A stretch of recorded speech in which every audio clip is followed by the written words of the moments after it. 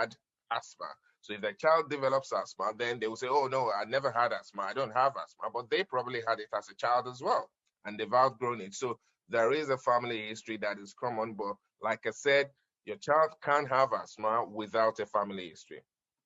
Right. Thank you so much for that detailed explanation there. So is asthma something that I can walk into my doctor and then he'll be able to diagnose it, just as I'm there? Can that be possible? Um, yes and no. I say yes because most times the history, a classical history of the reversibility of the symptoms, like I explained earlier, is enough to make a diagnosis of asthma. So your doctor will have a very high index of suspicion of asthma based on the history you've given and based on the examination, especially if you have symptoms at the time of presentation. So if you go and see your doctor at the time that you have the wheeze, you have all the symptoms, and they do your peak flow at the time, and they listen to your chest, and they do all the things, they can make a diagnosis of asthma easily straight away there and then and give you the right treatment.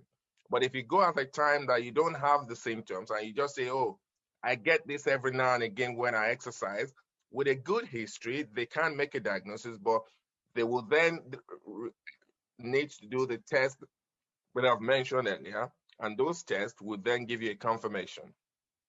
Right. Thank you so much. Now, so having been diagnosed with asthma, how can I be treated?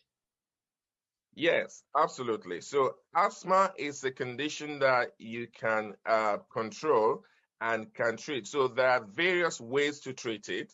So remember I said the principle of what happens in asthma is that you have narrowing of the airways. So what you want to do is to prevent those airways from narrowing. And it happens in asthma when they become responsive. We call it hyper responsiveness to natural stimuli that other people wouldn't respond to. So Right. when your airway is more sensitive, you want to make it less sensitive, and you want to make it able to be able to cope with these things. So you want to prevent the narrowing, and you want to make it to open up. So you use what we call a bronchodilator, which is a reliever. So like I said, salbutamol, which is also known as Ventolin, is a very common one that is easily available.